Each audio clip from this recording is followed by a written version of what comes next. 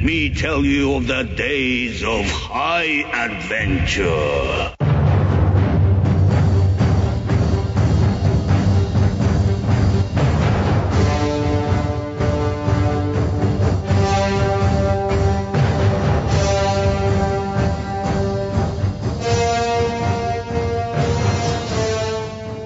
I'm John. And I'm Kevin. And this is 6 Degrees of Schwarzenegger, the podcast where we take a long, hard look at some of our favorite action movies from the era of Arnold. Schwarzenegger is the icon of the genre, and we're taking a deep dive into some of these 80s and 90s cult action movies and breaking them all the way down.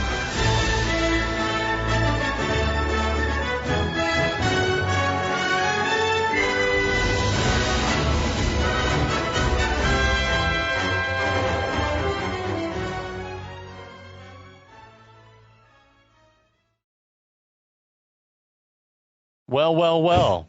Kevin. Man, the bourbon is starting to take hold. It's the Christmas cheer. I think you mean the Christmas cheer. They're the Christmas spirits, as it were. Spirits, indeed. Tell them what we've moved on to. Fuck whatever else we're doing. Ooh. We are drinking something from the Dueling Grounds Distillery in Simpson County, Kentucky. We found this on our sojourn to Kentucky back in October. This is called Lincoln Pinch bourbon, and it is a single barrel cask strength guy. Tell them about the proof. And it's well, I like that it's 122.1. Woo! That's how you know you're getting it straight from the barrel, is because it's not going to be an even number. And it is of all the things that I brought back from that trip, of the 5 or 6 bottles that I brought back, this has been my favorite, and not I just think it's the most interesting tasting. Yeah, I can already tell you. This is going to be my one and only glass. Because if I have another pour of this, I will fall out of this chair. Yeah, you won't remember episodes 3 through 5. But we're back. Those are the best episodes, are the ones I don't remember. I have no idea what I said. This, and then they're hysterical. Yeah. So we're back. We're talking Jingle All the Way. Hello, listeners. Hello, friends. Last of the Action Heroes Podcast Network. Shout out. Check out the podcast network. There's definitely good shows going on over there. Stings the nostrils. Sex Panther. 60% of the time works every time. That doesn't make sense. Anyway, yeah. This was my first time watching this movie. It's the holidays. This is our special holiday series. Absolutely. Yeah, and so it's nice to go back to the Arnold well. If you haven't gotten all your Christmas shopping done, let this be your reminder. Yeah, that's right. Do it or don't do it. A cautionary tale. Or just wait until Christmas Eve and run to Walmart like I used to do. Here's a narrated version of the Bible by Charlton Heston. I'll get this for my grandparents. So tell us a little bit, John, about what's happening in this film. So we know that our protagonist, Howard Langston, is a mattress wholesaler. He's whatever. He's the mattress. What do you call it? The mattress king of the Twin Cities. Yes. And he's a workaholic. He ignores his family. His young son Jamie's obsessed with a Power Rangers Ultraman knockoff called Turboman. And because he's an absentee father, he is not up on the fact that his young son wants a Turboman action figure for Christmas 2 days before Christmas. Is it believable that his kid could eat, sleep, and just live Turboman, and he's never heard of it before? 100%. Okay. Sure. If he's a workaholic, then yeah, he's like, who? He's tuned out? Yeah, he's like, whatever. And then we also, the only other thing that we know is that his wife is frustrated with him and wants his assurance that he remembered to get the toy, which he didn't, and that he's got a neighbor, Ted, who's a dirtbag, who's got eyes for his wife. Absolutely. So that's it. It's Christmas Eve. He's got to go find this he's toy. Left the house to go find a Turboman, which, if you can think back to the 80s and 90s, this movie is apparently modeled after the original Cabbage Patch Kid doll phase. Slash Tickle Me Elmo. But also, if you can think Tickle Me Elmo, which happened this year, 1996. Oh, shit. Okay. And then the Power Rangers thing was the biggest one that I can remember from, my younger brother really wanted. That was the about. hot toy one. Yeah. I think Those were the three. But Ninja Turtles even. What about like Star Wars? There was the year that the movie came out, and it was like everyone was buying those vouchers for a Star Wars toy because they were short on Star Wars toys. But I remember like Ninja Turtles, like you couldn't find the party wagon, or you couldn't find the sewer, or you couldn't find the Technodrome. It's like.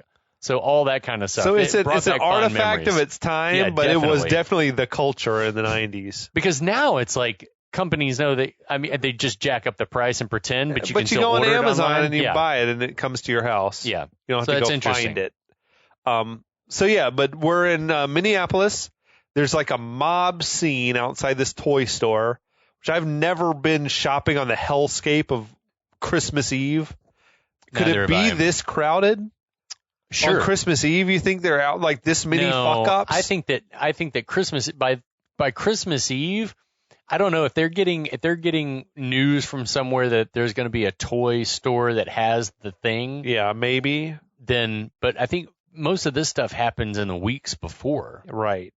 So, I've heard of families, psychotic families, that would go out together and do all their Christmas shopping on Christmas Eve, like as a family outing. And I'm just like, fuck that. That sounds like hell to me.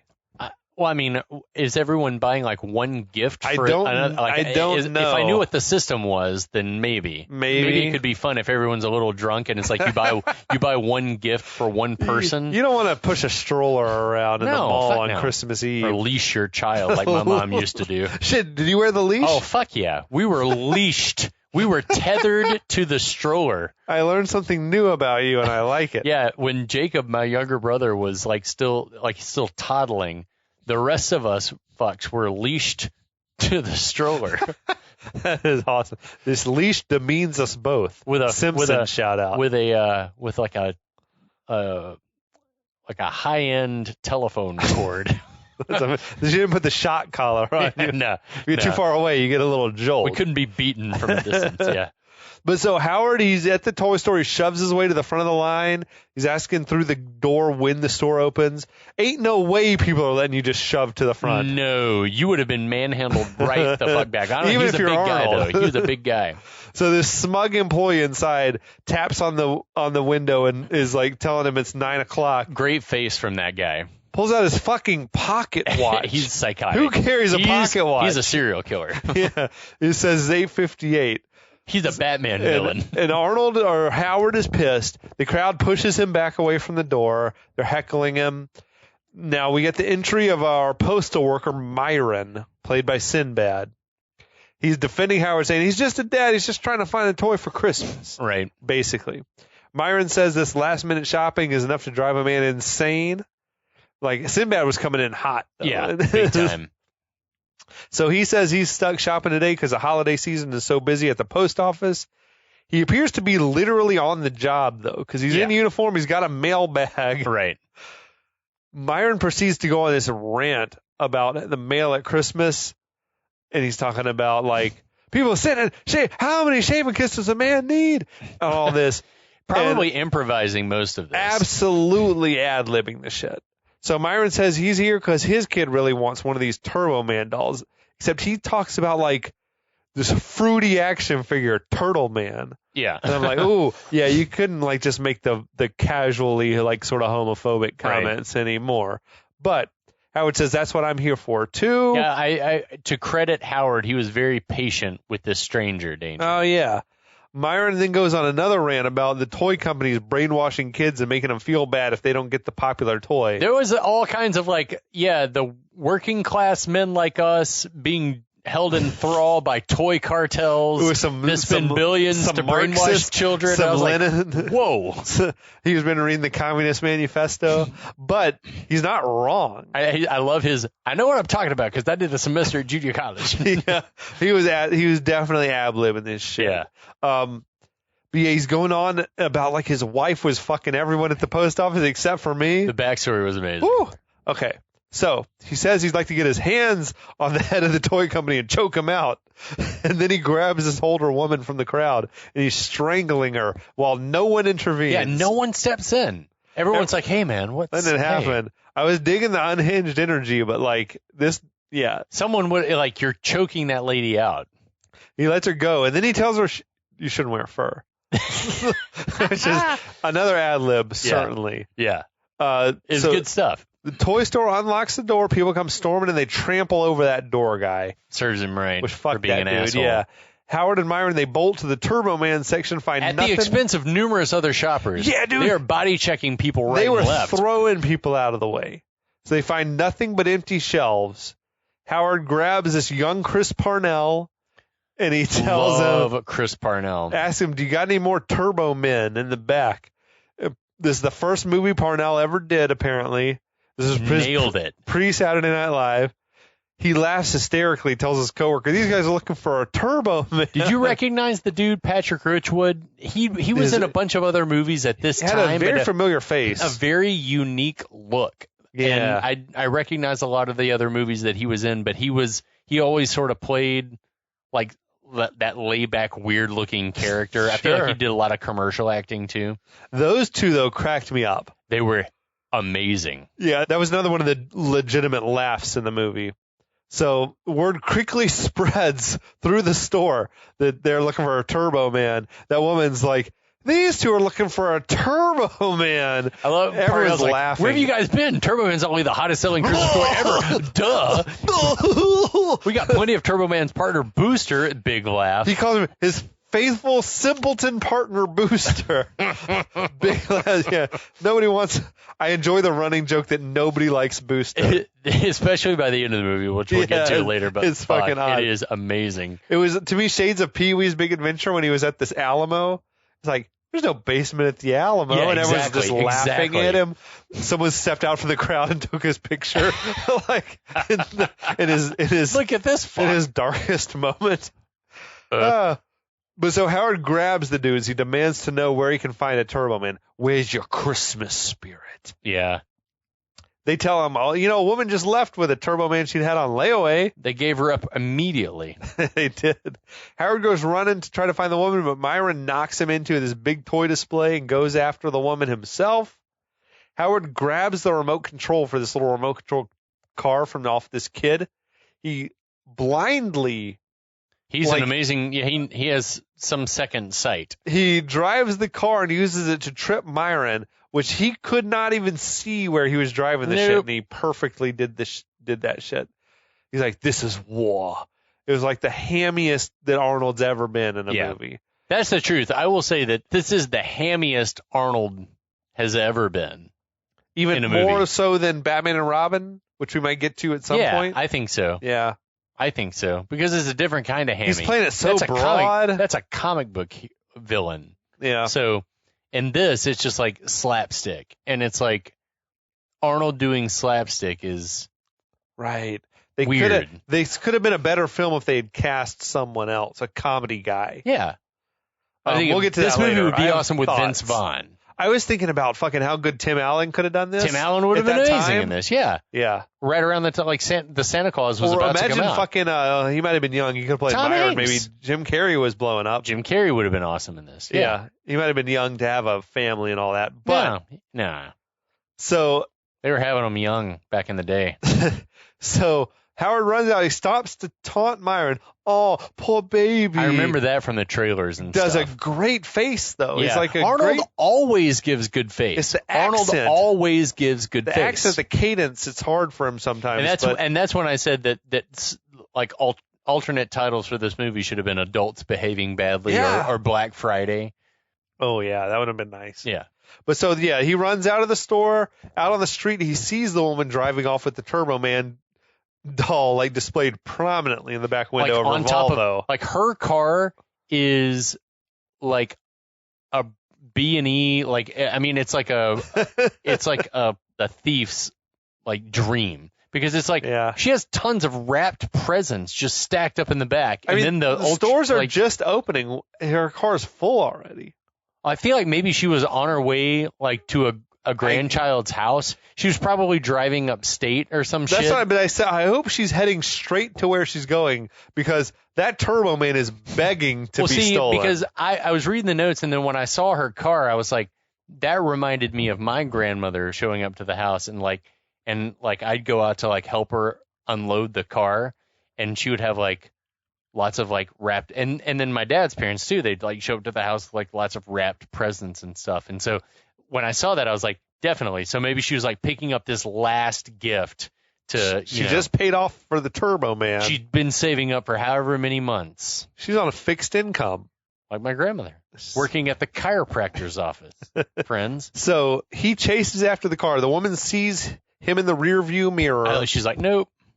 And she's like, panics. This man is chasing after the car. She speeds off. I don't know how that should have been the woman that Sinbad choked earlier. It didn't make any sense that it wasn't her. Because the guy in the store, she's wearing said fur. She's wearing fur.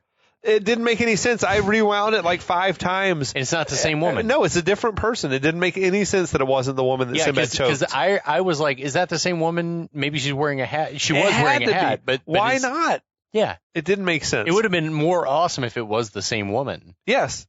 It didn't make sense for it not to be her. Yeah.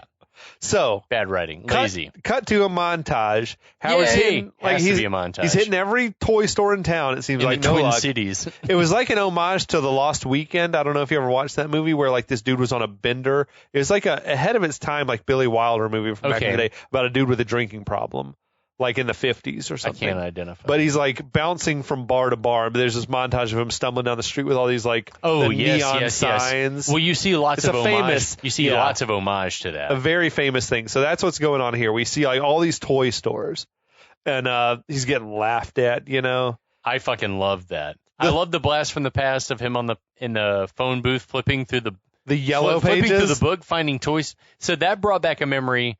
I've told you about this. Yeah.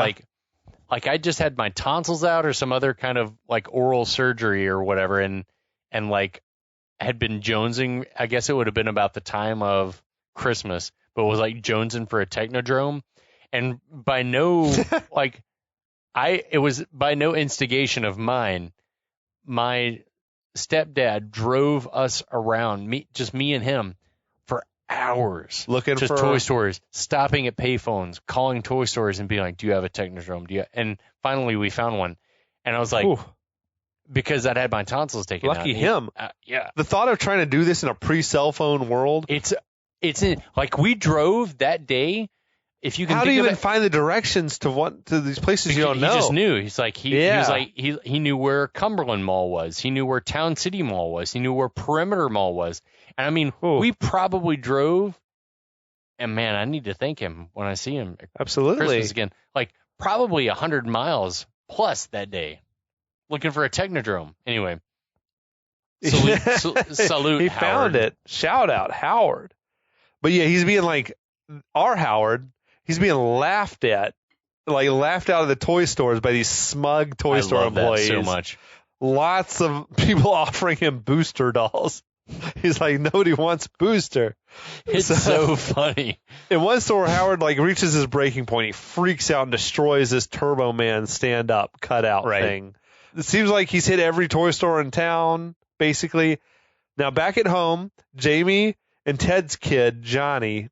They're playing Turbo Man. Right, of course. And however one plays Turbo Man. Like, well, I'm tired of your Turbo Man. You're always Turbo Man. It's my turn to be Turbo Man. I can remember that too, like playing with neighborhood kids in like my grandparents' neighborhood of everyone being like, who's going to be the Red Ranger, the Power Ranger? Who's going to be Red Ranger? And being you played we played Power Rangers? Yeah. Okay. It's like, who's going to be Red Ranger? Yeah. Shout out, rest in peace to who just died? Green Tommy, Ranger? yeah, the guy that played Green Ranger / White Ranger. Grim. Yeah, that's sad to hear. Life's hard. Yeah. So go hug somebody that you love. Definitely. And then pop this movie on, and hopefully it'll make you feel pop better. It on, vibe out. And then go watch those Power Rangers series, season 2 or 3, when Jason David Frank was killing it as the Green Ranger, because shit was awesome. Am I crazy for thinking that weird, evil, like witchy woman was kind of sexy? Rita? No. Is she sexy? I don't remember now. I mean, she had a weird head thing. Was she real old though? Well, I mean, her head thing made her seem old because her hair was gray, but I think she wasn't actually old. Okay. But she was. I thought she was attractive. Okay. All right.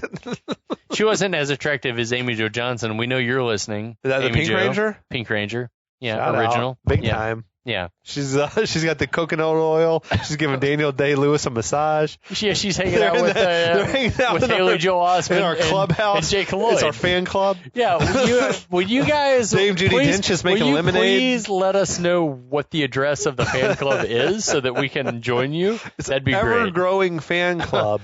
So anyway, yeah. Yeah.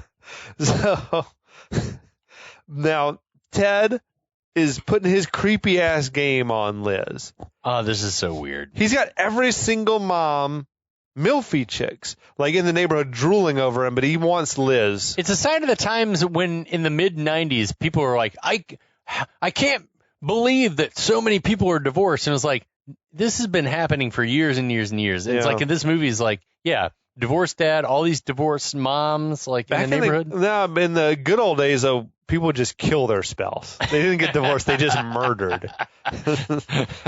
Just murdered because Jesus. It's because it's wrong to get divorced. Hallelujah. Jesus is down with some murder, though. So Ted tells Liz she should go upstairs and get a shower. So weird. While he watches the boys. She's baking cookies. Yeah, she's making these gingerbread cookies or something. He says, I'll finish the cookies. Sugar cookies. Yeah, sugar cookies. Bake for 15 to 20 minutes until golden brown. I know. Ted knows.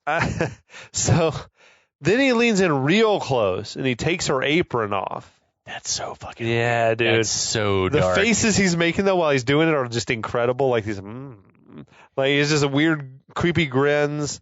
So she's going along with it, though. But also the choreography of it makes it seem like it's like if you were her, would it be? It's like I'm supposed to be like, yeah, it's weird, but because it's this guy, is it weird? And it was effective because I could totally get her being like confused by his. It like works. Trying to be a wife chum, but also he's like a sexual predator. Full yes. On. So once she's gone to, I guess, take a bath or a shower or whatever.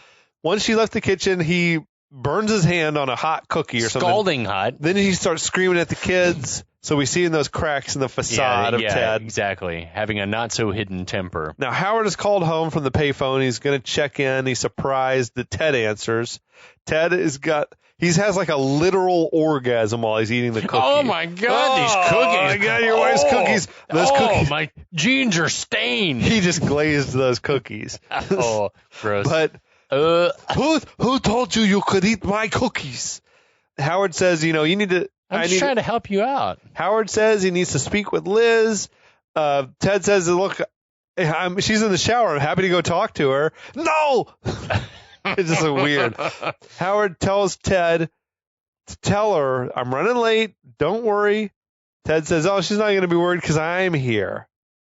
And then he continues, these cookies. Oh, my God, these cookies. Put the cookie down.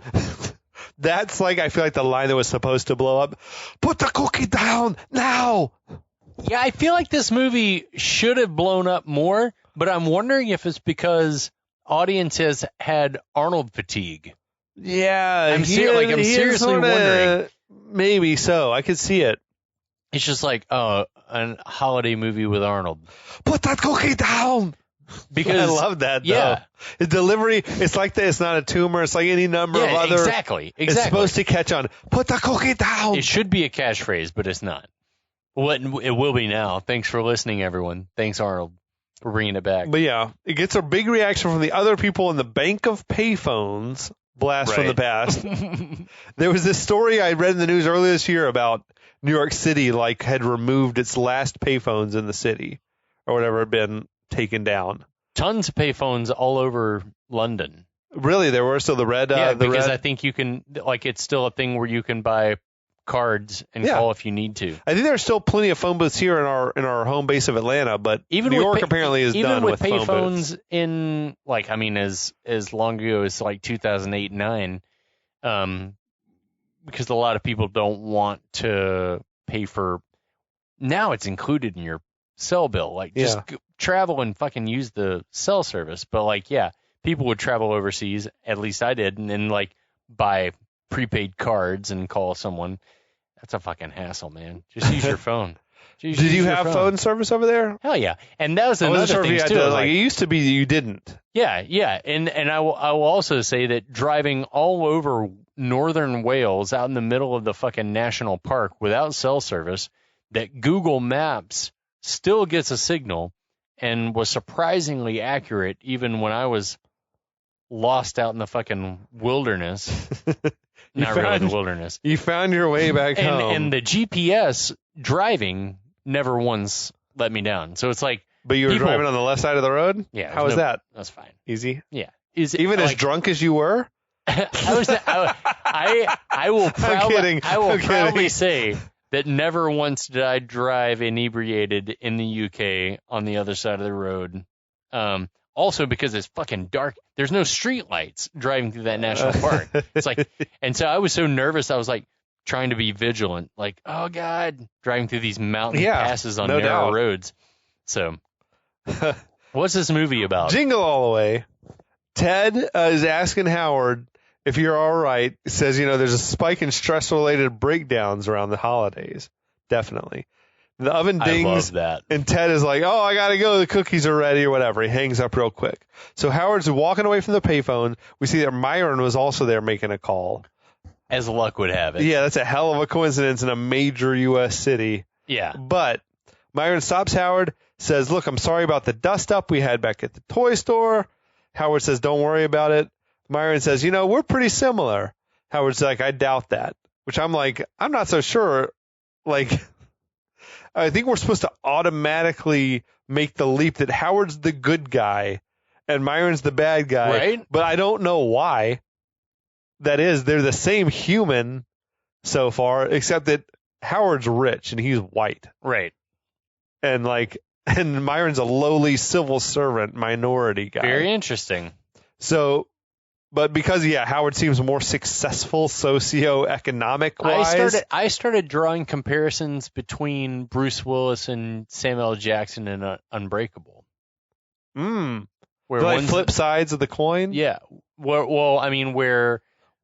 Arnold is the Bruce Willis character, like the good white guy. Yeah. And Myron is Samuel L. Jackson, the evil black guy. Or like the ulterior motive, like different set of values, like trying to figure things out, black guy. And I was like, that's interesting that they chose to make the bad guy the antagonist in this case. Well, there are dual antagonists. There's relationship antagonist, white guy. It's motorcycle cop antagonist. Yeah, well, I guess three antagonists. And then, So I thought that was very, very interesting. But again, another time, another decade. Yeah, to me so far, they're just a couple of questionable dads. Yeah, that's the thing. It's like, and I referred to it in my notes earlier. It's like they're sort of like working class dads that have been brought to, well, maybe Arnold's not working class because he owns his own cashmere company. jacket and his. But they've been brought to this point because they've been brainwashed by Big Toy. Yeah, big toy cartels. So now Myron suggests we should work together to find some Turbo Man dolls. That's the fucking best possible idea that anyone's had. Like, let's split up. We'll cover more ground. If either one of us finds Turbo Mans, we'll buy two of them. We'll meet at back wherever at a certain time and see how we did. This is a pre-cell phone world. Yeah, ideal. But Howard politely declines that offer.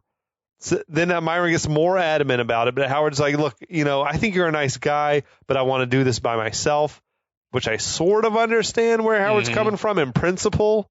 Yeah. But priority numero uno for today is getting the thing. Find the fucking Turbo Man. Thing. We'll worry about becoming a better dad starting tomorrow.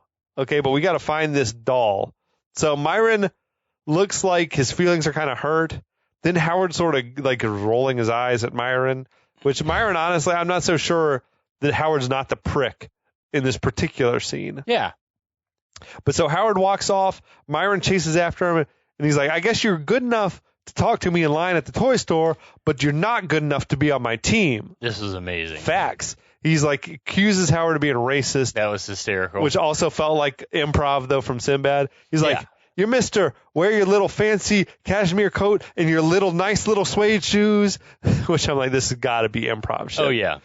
He's like, I'm good enough to talk to a lion, but I'm not good enough to be on your team.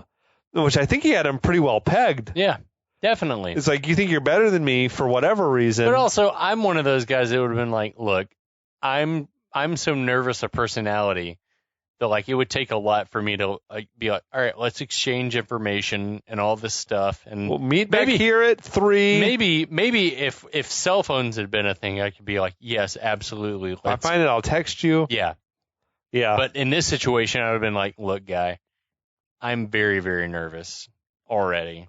I've fucked up big time. I got to do this. I got to do this now. I got to do it, Ma. Ma, I got to do this now. So at this moment, things are tense, but just then a man comes running past screaming to no one in particular that another toy store's got a late delivery of Turbo Mans.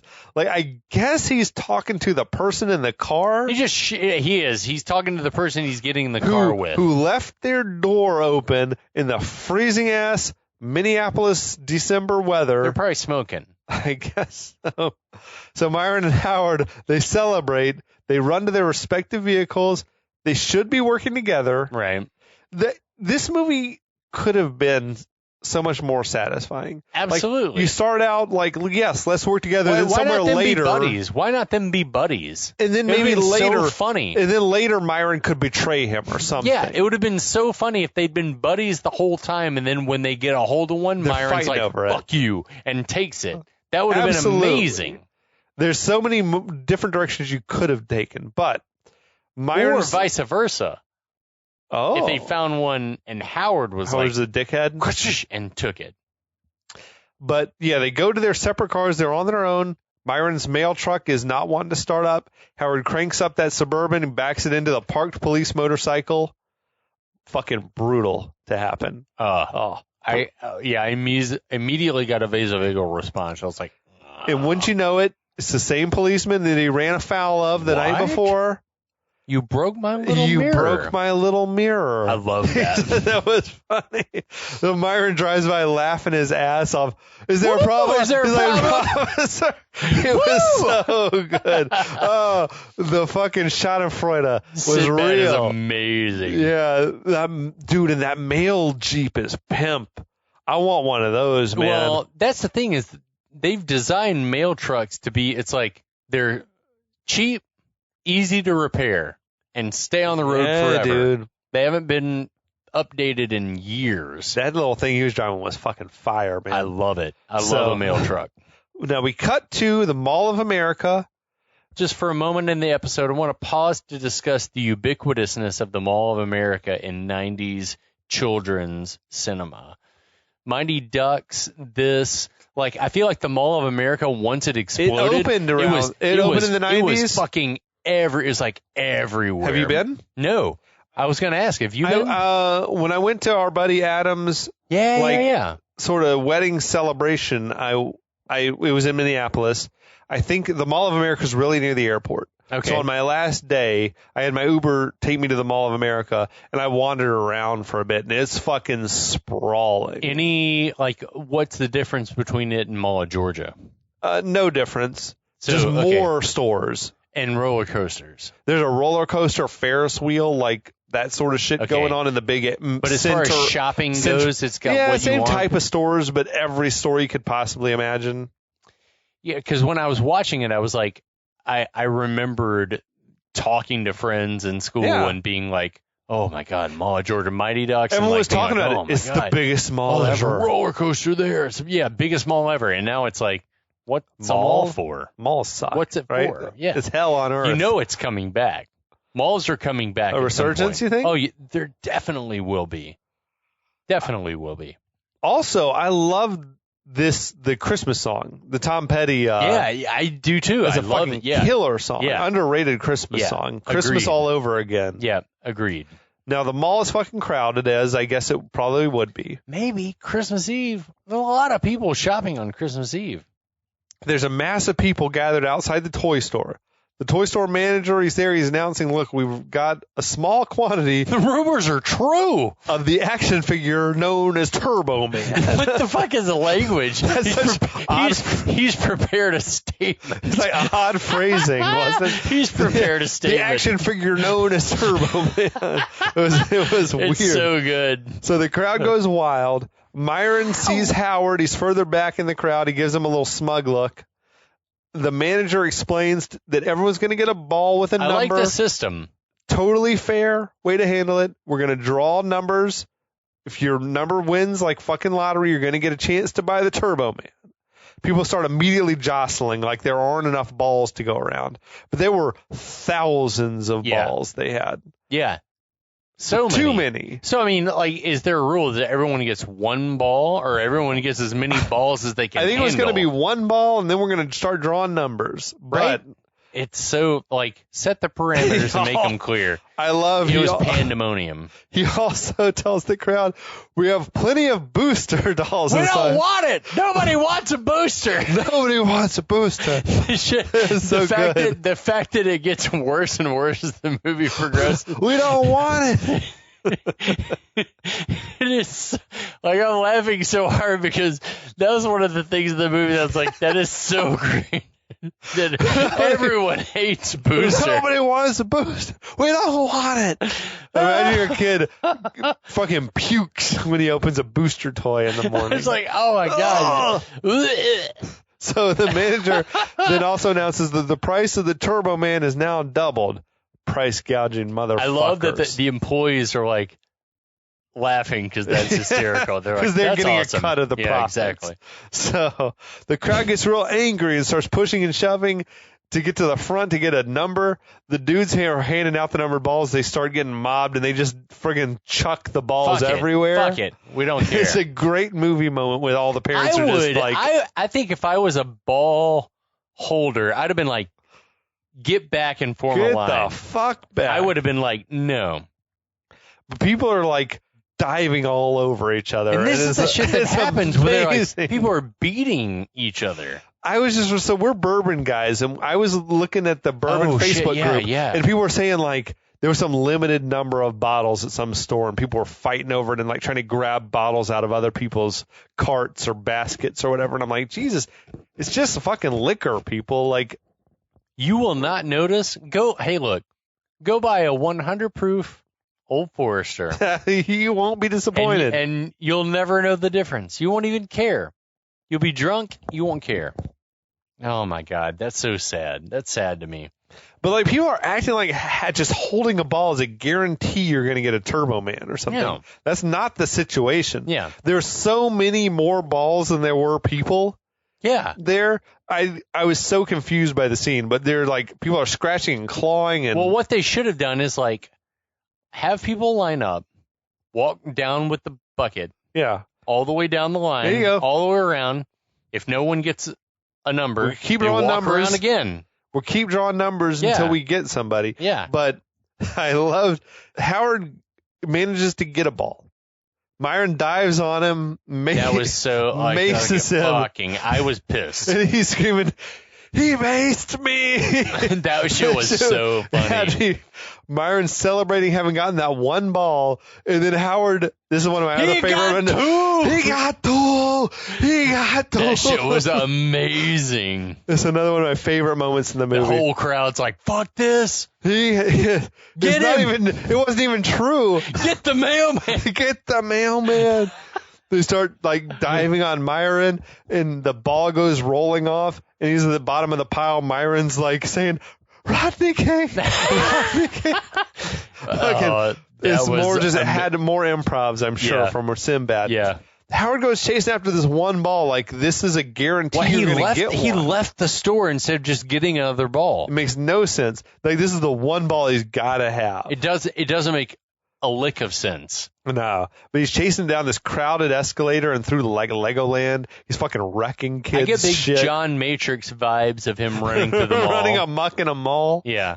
What we're missing though is there's more opportunities for carnage. Like he jumped off the escalator and landed on the piano, and the shit should have just fully collapsed. Yeah. You know? That would have been sad. Or like, yeah. dude, how fucking sharp the stairs are on an escalator. Like, if he was just shoving people down, whatever. Like, it should have been There are all heavier sorts of on the bodily violence. injuries in this movie that could have happened. It could have gone to, like, larger Home Alone type levels of carnage happening. Agreed. But so Howard dives after this ball. He goes, like, rolling under a railing, falls down into the lower level of the mall into some kid's stroller. Yeah, and it was rolling through a Legoland play area. He was fucking kids shit up in there, like he was running kicking and wrecking displays Legos and stuff. Yeah. So then the ball, he goes rolling under this railing, falls down to like the next lower level of the mall into some kid's stroller. The kid locks eyes with Howard and gives this creepy fucking look to him. Devil child. That kid was a like creepy, weird, androgynous type of kid. My younger sister Drew had the same haircut around that same age. Like this weird just bowl cut thing. Yeah. Now Howard, now he's in the elevator. He's riding down, instead of going back to the toy store, he's riding down the elevator. To get a different number. Yeah. He's going to track this kid down, and he's gone into this indoor playground thing. This shit is taking so long that every Turbo Man's probably already been given away upstairs. That's all I was thinking about. Is like, you've lost your chance. This is like, dude, you're the shady fucking Howard that you are. Just like mosey over to that manager and be like, look, I'll give you $500 if you sell me a Turbo Man. Yeah, you've got money. It seems like you're wealthy. Anyway, that's how it should have gone down. Yeah. Just bribe this dude's ass. But Howard, he's charging into the playground, fucking hurdling over kids and crawling through tunnels. The kid with the ball is like taunting him. That was funny. You like the kid was funny. So Howard chases after this kid. He goes down the slide into the ball pit. He immediately asks this girl. He immediately identifies it as a girl, which I didn't know. Yeah, I was like, what the fuck? I thought this kid's just fucking weird. But so he picks up a ball from the ball pit and he's like, don't you want to trade ball? Did you want this shiny red ball? One of thousands of balls in the ball pit. She shakes her head and then pops the ball in her mouth. What? Which he goes grabbing, trying to get that ball back. Which you don't touch a child. No, don't touch a child. Rule of thumb: never put your fingers in the mouth of someone else's kid, or touch another child ever. Now, just then, the kid's mother whacks Howard over the head with a purse, calling him a pervert. Mm-hmm. Mom grabs the kid, runs off. Half a dozen other moms jump in and start fucking beating his ass, calling him a pervert. They like swarmed on him. Yeah. They're content though to just send the pervert off. Like, just go somewhere else. Don't call mall cops. Yeah, just like, beat him to the periphery of the action. It's like in a play. It's like we beat him back and then the scene continues. And he's like, I'm not a pervert. I was just looking for Turbo Man ball. It's more like good Arnold speak. I was just looking for Turbo Man doll. Yeah, that's what we got. That's where the movie's going to happen. He's not going to be arrested by mall cops, surely. The quest continues for a Turbo Man doll, but we're going to have to get to that next week. In episode 3. Yes. Please join us. Happy holidays to you and yours. Drink bourbon, drink eggnog. Drink everything. Whatever, mulled wine. Ooh. A nice aged brie. Ooh, damn. Fucking, son, you're talking to me. Fucking Ellis from Die Hard. In the meantime, we'll be here, and we know you'll be back, and we'll be back.